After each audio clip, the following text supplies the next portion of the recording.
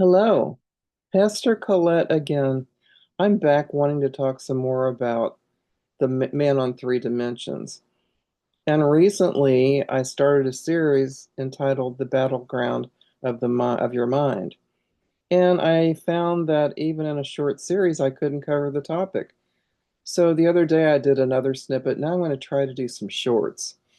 So today, as a short review, Paul said in Romans 2 that we are not to be conformed to this world, but to be transformed by the renewing of our minds, so that we would know what God's good, acceptable, and perfect will is.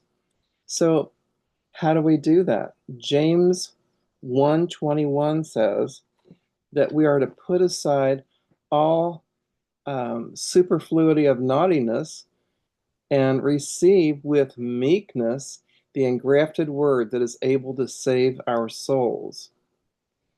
Our soul is our mind, will, and emotions, and your will is part of your mind. It's up here, and that's where you decide whether you're going to follow God or not. Amen. And then back to Paul again in Philippians 2:23. It might be 2:13. I'm not sure, but he said that God is in us to will and to do of his good pleasure. Now, how does he do that? Because by his Holy Spirit, he lives in our spirit man. He was able to influence us enough to give us the ability and the power to follow him if we choose to do that. In order to choose, we need to renew our minds and receive the engrafted word. So now I want to move on to David. I think he was one of the greatest prophets in the Bible. He referred to everything from the prophets and the law through the new covenant. He prophesied about Jesus as much as, if not more than anyone, and he even discussed subjects that Paul did. So what did he have to say about the soul? In Psalm 23, he said, "The Lord is my shepherd; I shall not want. He shall lead me in the green pastures. He will cause me to lay down beside the still waters. He will restore my soul." There it is right there. David got it. What does restore mean?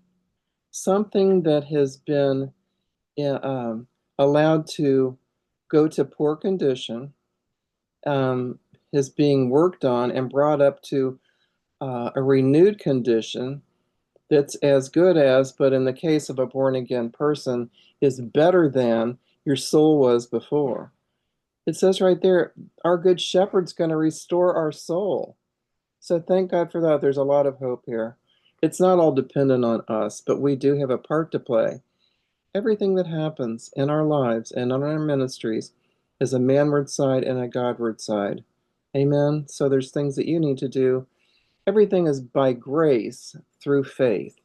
That's how we get saved. God gives us the grace, but we must have the faith. So anyway, today I want you to realize that. That's another scripture you can add on is Psalm 23, He restores my soul. So I want you all to have a blessed day today.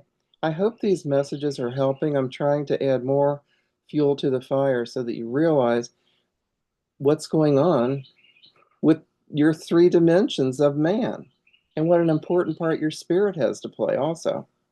So God bless. I hope you all have a blessed day, and I'll talk to you soon.